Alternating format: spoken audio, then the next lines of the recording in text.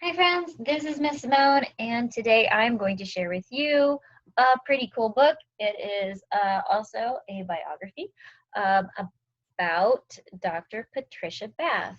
The title of our book today is The Doctor with an Eye for Eyes, the story of Dr. Patricia Bath. Now, it is also written by Julia Finley Mosca. You may remember that we've read a book about about Temple Grandin, that book is also written by the same person. So again, this book is going to rhyme.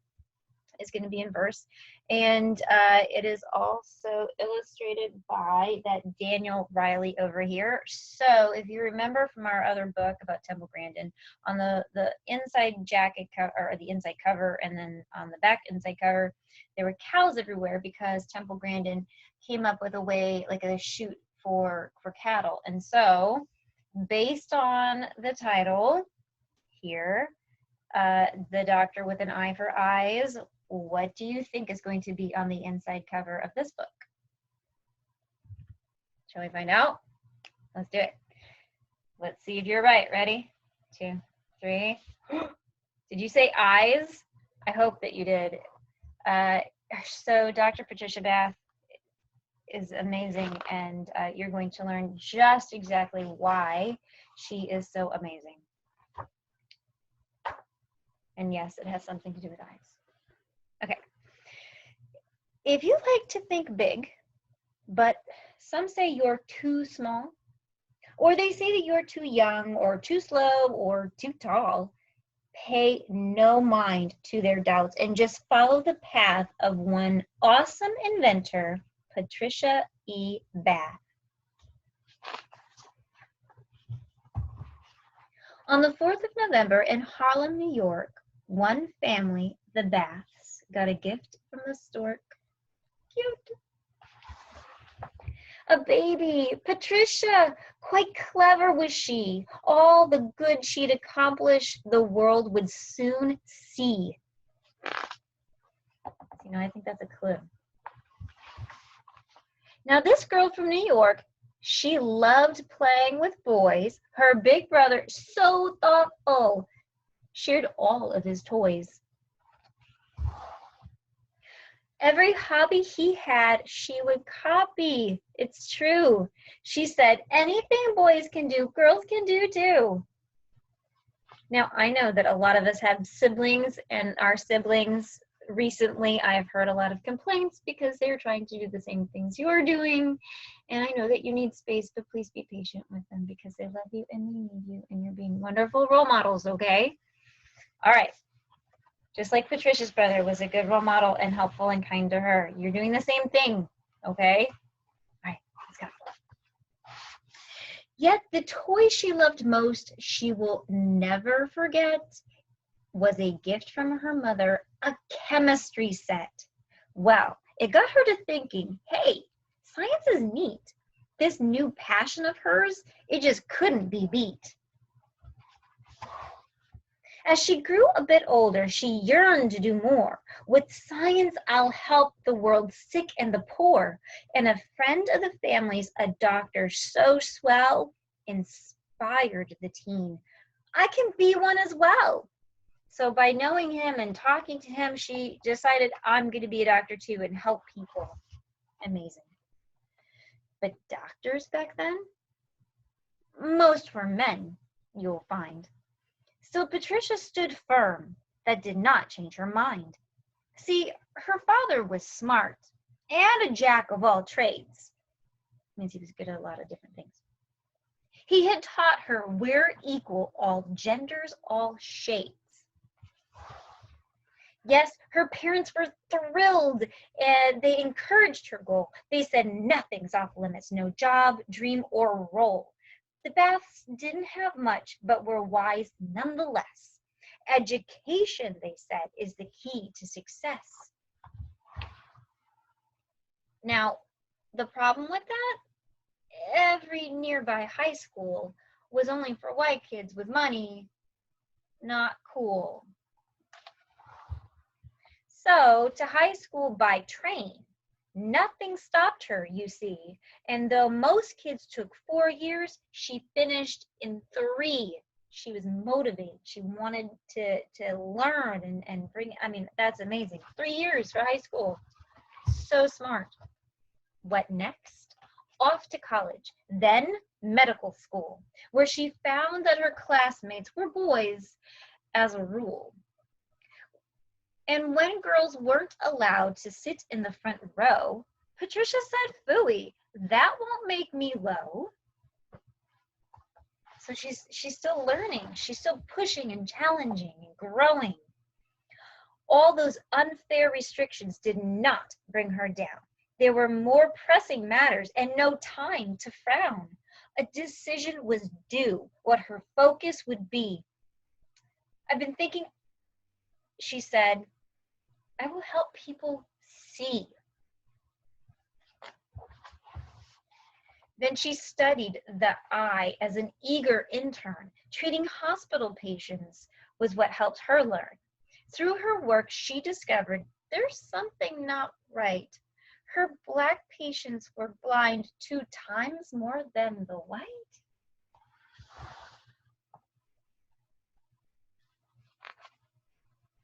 So she's paying attention to patterns she's seeing. How many times do we talk in class about the patterns and what they lead you to? What has caused this to happen? She wanted to know. In locations like Harlem, where money is low, she came up with a plan. We must conquer this plight. The public, she said, must prioritize sight.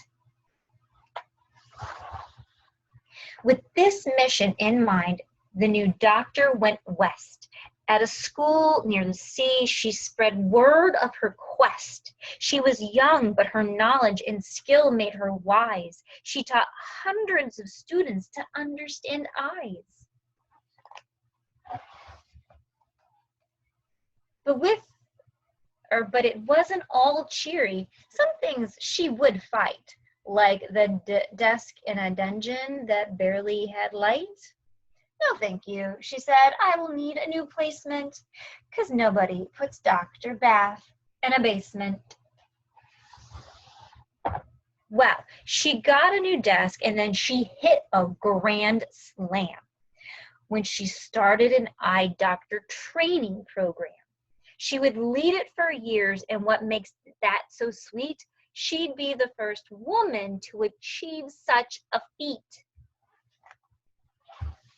Do you think that stopped her there, or do you think she stopped there? No, sirree, she did not. All her goals to help people, she still had a lot. "I will find better treatments for the blindness," she swore. Straight to Europe she went, where she studied some more. In cities like Paris, she learned about lasers. These light beams, she said, will be little eye savers. And here you can see she's actually practicing with a probe that she helped to invent, or she invented, I should say. She practiced for months. Oh, and one final mention. Her research, it led her to make an invention. Sorry, I gave it away.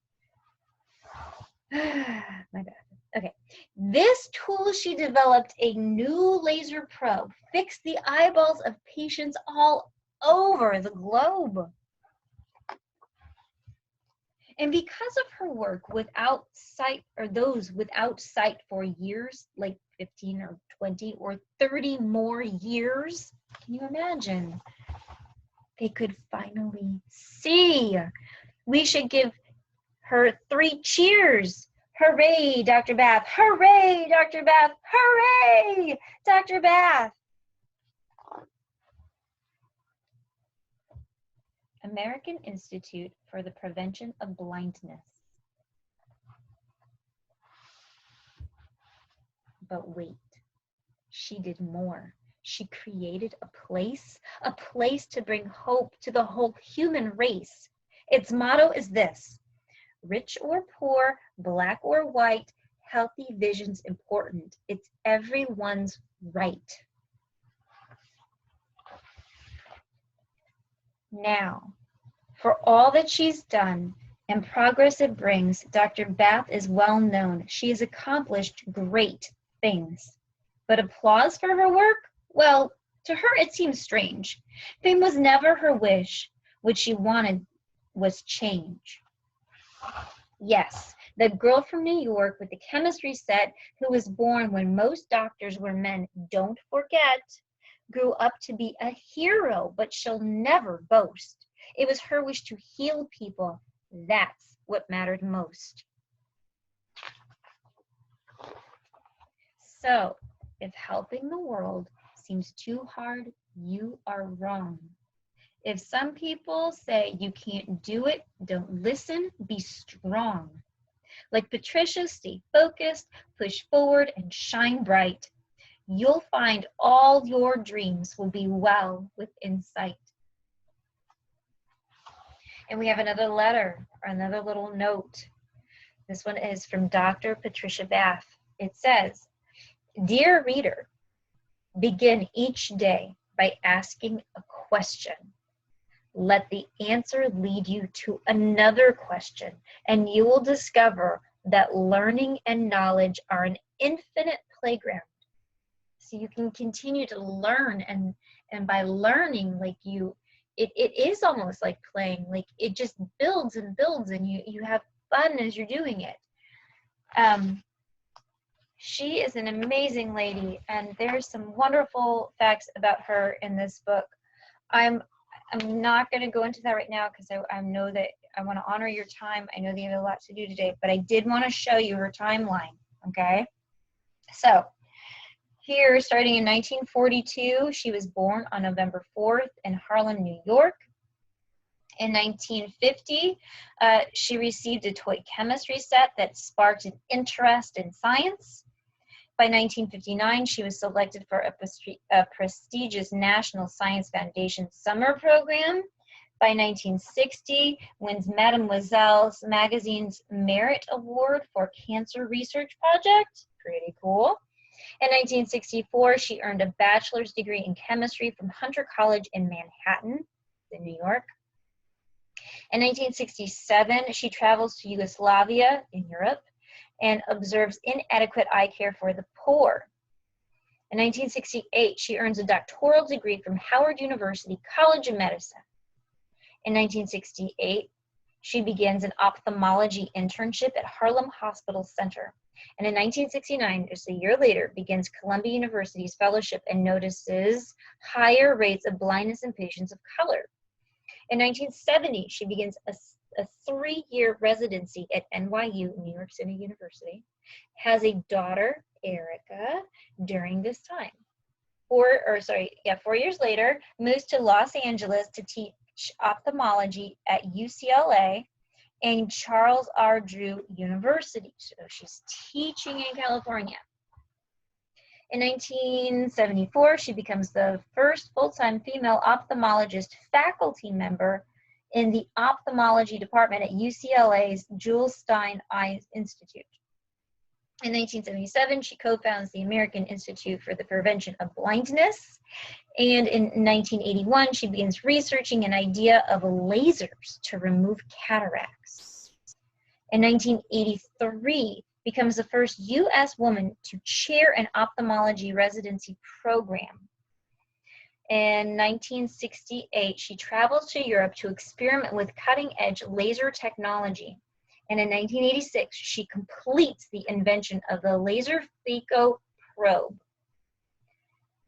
In 1988, same thing, okay, receives the first medical patent for the laser phaco probe and elected to Hunter College Hall of Fame. In 1993, she's named a Howard University pioneer in academic medicine. She also retires from UCLA. Presently, she lives in Los Angeles, California, where she writes, teaches, and speaks about the importance of eye health as president of the American Institute for the Prevention of Blindness. And so we have a picture of you here, and then I was going to show you, I think I probably forgot. This is a picture of her here too. Sorry, my camera just doesn't focus like I need it to. Anyway, she is an amazing lady. I hope that you have enjoyed this story about her. I know personally her research on the eye and the laser phaco to help with seeing for patients with cataracts has helped people in my family, my dad specifically.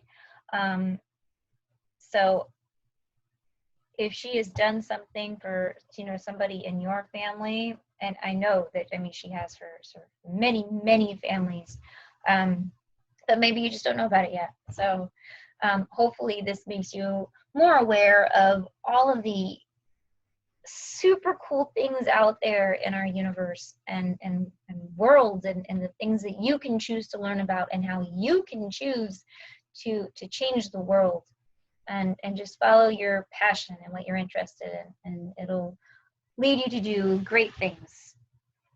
All right, friends, I hope that you have a wonderful day of learning. I miss you all so much, and I will talk to you soon. Bye.